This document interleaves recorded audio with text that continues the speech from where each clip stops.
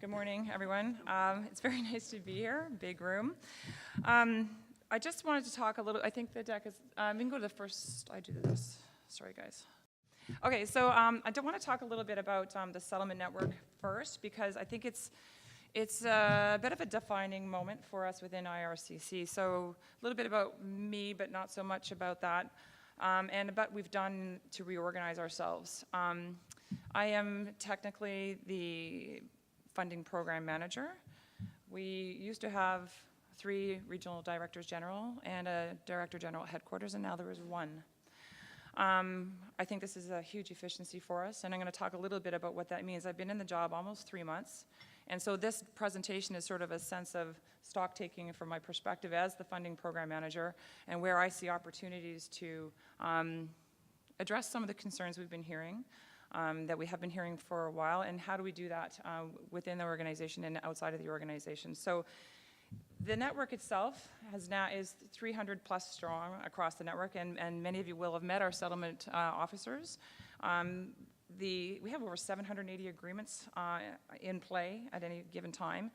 And of course, the reason for having the settlement network is to sort of consolidate the view, if you will, eliminate the silos that we have seen in the regional programming, and have a national conversation within IRCC about what's happening, what do we know, what are we learning, and how can we transport and port some of those lessons learned across the sector and across the network operationally. I don't know if you've noticed, but we have a lot of attention on us right now. The profile of the money that we administer, the $1 billion plus, is now getting the attention it has always warranted but never received. And we're learning how difficult it is to tell our story. So we welcome the attention. Careful what you wish for. But it does, and tapping into what we've learned through the Syrian initiative inside and outside the organization is critical to us. The moment is now. The moment is now to have the provocative conversations about what the future looks like. The slide says that higher immigrations will mean further adaptation in the future. Higher immigration levels will drive adaptation in the future, I would suggest. Yeah. So when I think about the frame, as I settle in, settling into my function and learning from inside and outside the organization, I'm gravitating towards a bit of my background in project management, performance management, which is around people, process, technology. What are the triple constraints? What are the things we can look at?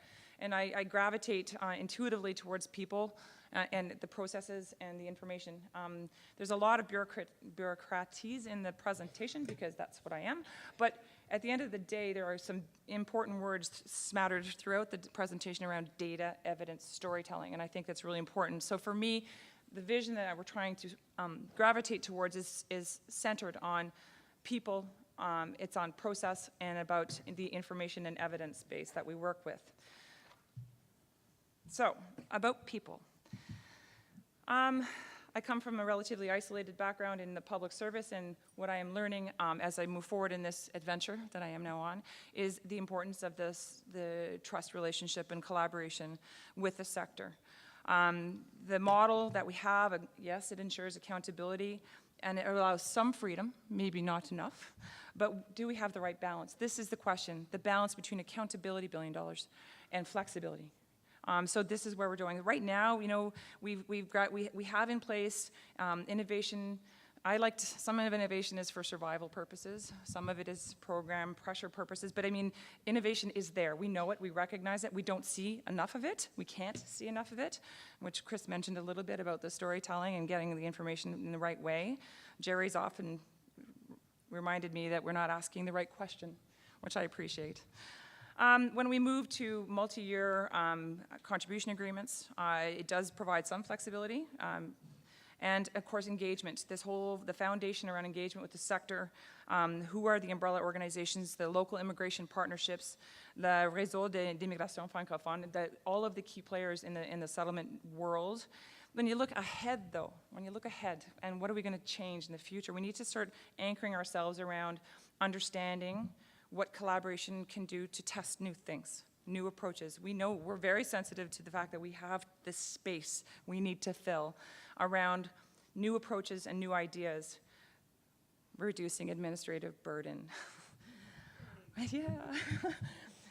for well-performing organizations. So we're sensitive to that. We want to take out what is the solution, what is the way that we can reduce that burden back to balance and ensure accountability. What new tools do we have available to us to nurture the relationships with the people who are pivotal? And how do we build and expand on engagement around objectives? Process. So the call for proposals, as you know, is the way we intake and select proposals to be funded. It absolutely ensures openness and transparency and fairness, but how responsive and adaptable is it? There's a lot of engagement leading up to it. We have rigor. We have done only 2 national intake processes, and we learn from each, and we have improved tremendously. And the rigor around decision-making is not to be underestimated. We had over 1,000 proposals, 1,100 proposals, and 727 selected. That's a lot of work.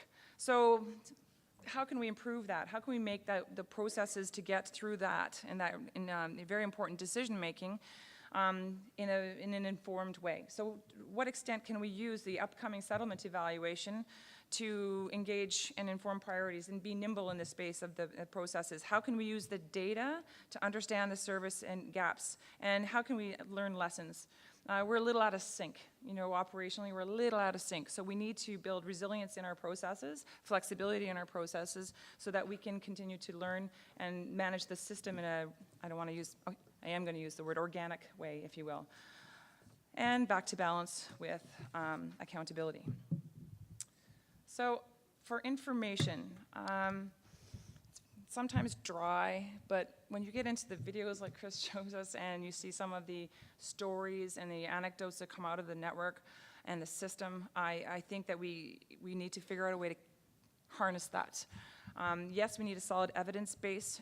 We do require a lot of reporting on outputs, emphasis there.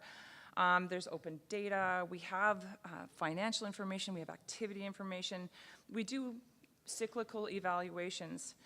We also did a rapid impact evaluation for Syria, and that's coming out. And I would offer that that's the kind of thing we need to start thinking about in the future. So going back to, in the vision, the future, analyzing everything more often, what's going on in the sector to inform decision making. Enhancing information sharing. We learned a lot through Syria, and what we learned is that information sharing facilitated the success of that undertaking. Using results and exploring thematic work. We have priorities, and the priorities are streams of priorities, and yet the questions that we ask cut across activities, and we're not stimulating the right conversation. So I think that information and how we structure and secure information is part of the vision that we're trying to build for the future. So for the next 6 months, the engagement that the sector around increased levels, Chris mentioned it already, I can sit in my office and say, oh, we'll just do this. We'll just change this paragraph. I don't think it's quite that simple, and I am not the one to decide that. So I think that the engagement with the sector on what the levels world looks like in the future, the new baseline, is going to be, has to be informed by the folks that we work with every day, understanding what the opportunity looks like really. I consider the service provider community in the settlement sector a client as well, a client to our processes, if you will, the CFP being one of them. And one of the drivers for change organizationally within the department in the creation of the settlement network was to find a place to put the focus on client service and service excellence.